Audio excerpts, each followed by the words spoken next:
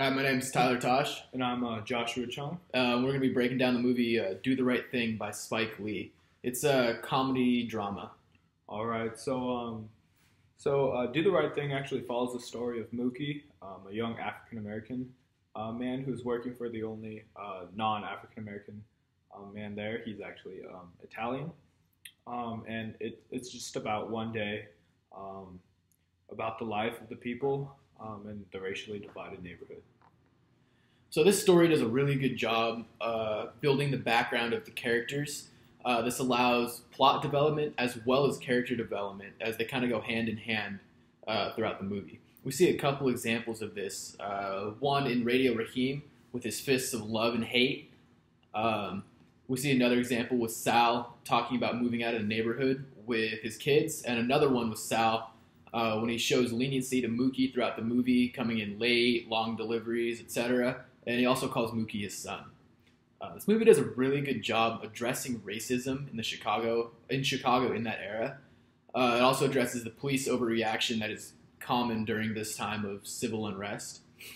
It addresses these public issues from the perspective of the African American community for one of the first times in mass media. It did so in a way that was not seeking controversy. The message was essential to the story, but it did not overshadow it, allowing it to be successful despite the controversy.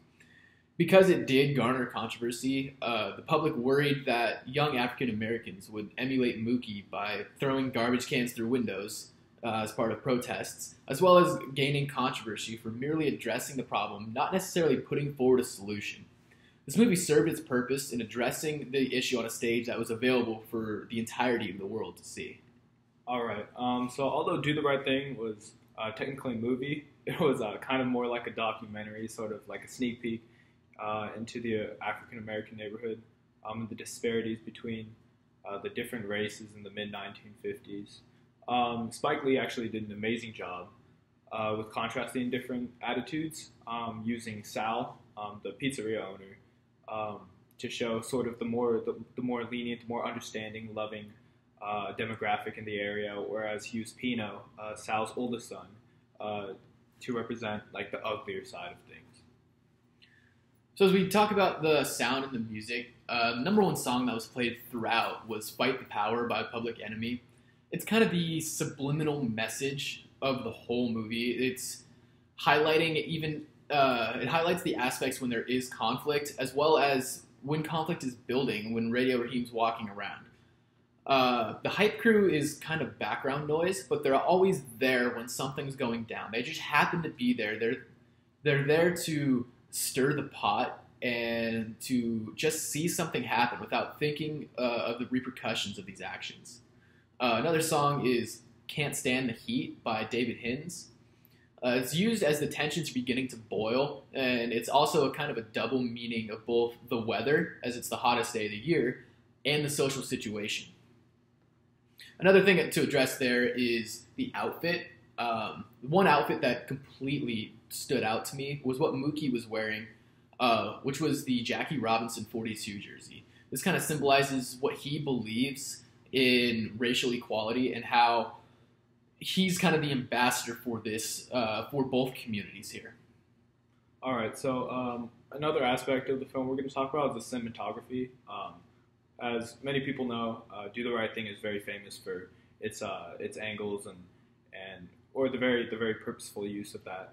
So one of these is actually every time the mayor and mother sister talk, she's actually looking down at the mayor and he's looking up, and this kind of symbolizes how mother sister believes she's on a higher moral plane than the lowly mayor, you know, and is usually. And like whenever they're talking, she is seen from a low angle to high shot because she's actually sitting on a balcony higher up than the mayor, and she's kind of preaching down and casting criticism on the mayor as he's sort of symbolizing like a godlike character. However, there is a moment briefly when the two are on the same plane, that same eye level, and it shows the viewer That mother, sister, and the mayor are very much the same, although she sees them on two very different planes. This also gives her character much more tangible, mortal quality, and kind of another side to her personality. This also shows after the mayor risks his life to save the boy from getting hit by the car, and again they're on the same eye level. And another aspect is Spike Lee uses a lot of close-up angle shots to kind of develop the tension that's building. One of these is there's one scene when Radio Raheem is preaching about the love and hate, and it gets very, very in your face about it.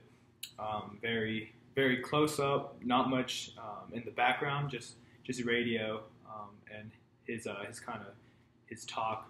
Another one of these is the quick flashes when Sal and Radio Raheem get into a heated argument in Sal's Pizzeria.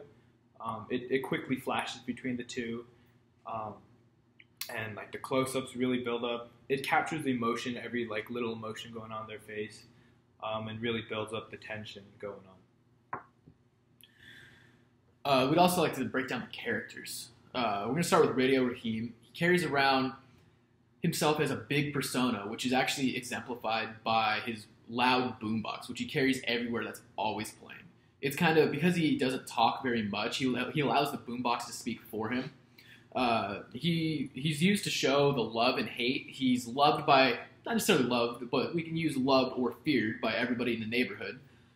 He's in the movie to create the action in the film. He turns out to be one of the aggressors after ironically preaching about the balance of love and hate. All right, so another very important character is Sal. He's the pizza joint owner. He's very loving towards the black community. He wants to be able to be able to serve them. There's one point in the movie when he's talking about how he's seen all these little kids growing up and how they become their each individual selves. But however, he does kind of act as an antagonist in the end when he starts the riot between him, Bugging Out, and Radio by smashing the radio. And it kind of just shows like the conflict between sticking to what you know and then like a new school of thought or intermingling. The next character would be Mookie. He's the main character of the film. He can't hold a job. He's bouncing between. He's somewhat irresponsible if you look at how he raises his son. But he's also conflicted, which is why he becomes irresponsible, because he's conflicted about what he wants. He shows the multiple aspects of life that are clashing throughout the film, the acceptance and the friendships that he attempts to allow to blossom despite the racial tensions, and ultimately picking a side, which he does at the end. All right, next is the mayor. He's kind of like the town drunk. He doesn't really garner any respect. However, you see through his actions and him telling Mookie to always do the right thing, you kind of see that the mayor is really like a good guy at heart. He's a little bit, he's a town drunk, so he's intoxicated the whole day, but beneath that exterior, you see a more loving personality. He's kind of the only character to practice what he preaches in the film, and he demonstrates that despite his vice, which would be alcoholism. Yeah, he still is allowed to be a good person, and he kind of shows aspects of an anti-hero as he has fallen off the beaten path, but he still tries to do the right thing in instructing the younger generation. The next one we want to talk about would be Mother's sister. She's kind of portrayed as holier than thou. She never really comes down to intermingle with the normal people. She does a little bit at the end when she talks with the mayor at the base of her stoop, which is still somewhat elevated. She's there to draw a contrast to the range of good and evil compared between her and the mayor. She highlights the different ways about going about doing the right thing. She sits up there and preaches, whereas the mayor is actually down there doing the dirty grunt work. Next is Bugging Out. Bugging Out is a very, very outspoken individual. As you see, he's arguing with Sal whether or not to put up the prominent black members in history on the pizzeria joint wall. He's a bit overzealous in what he does. but kind of it's just the whole statement of equality and wanting to be represented equally. Bugging Out is kind of the catalyst of all the action in the movie. He has a very short temper, and he's very impulsive, and he gets stuck like in his way very easily. He's set on it once he decides it. Now, Pino is one of Sal's sons. He hates being surrounded. He feels cornered in this predominantly African-American neighborhood. He has more or less a hardened heart, and he believes the Italians are more of a reasonable people than the African-Americans. He believes that they'll be run out, and he's in the movie to act as a catalyst to the rest of the action. He's there to play the other side of Bugging Out. All right, next is Vito, Pino's little brother. Vito is more like Sal than Pino in terms of how he acts towards the African-American community. And he likes the customers, and he cares for Mookie, but he never has the heart to stand up. Vito kind of represents the bystanders in the community, the people who kind of watch and don't do things, unless in the end, in which he defends his family. But you kind of have to get him. There are many steps in between him doing what he wants to do, and he represents the onlookers who are aware of the problem yet don't do anything to fix it.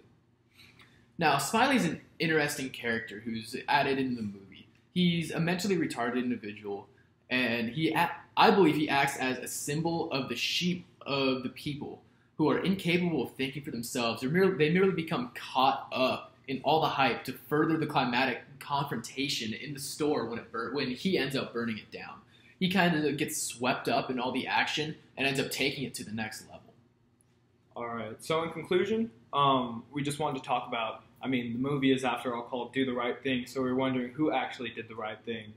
And what conclusion I came to, at least, is that I believe that the mayor was the only one who did the right thing. He's the one who practices what he preaches.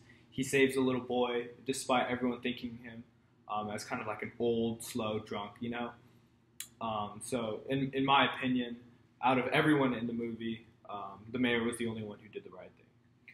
I kind of take a different way of thinking to it. I believe the only right answer to that situation would have been Mookie, who, if he had stepped in earlier and tried to dissolve the situation before it escalated even further, sure, he would have been hated by both sides, but give him a month or so, and everybody's going to forget about what he did, as he did help. The only right answer there is to help both sides and to calm the situation down. So I don't really think anybody did the right thing there. Everybody kind of got entrenched in their own side and caught up in the emotions of the moment, which allowed this huge catalyst to combust in a massive fireball of confrontation.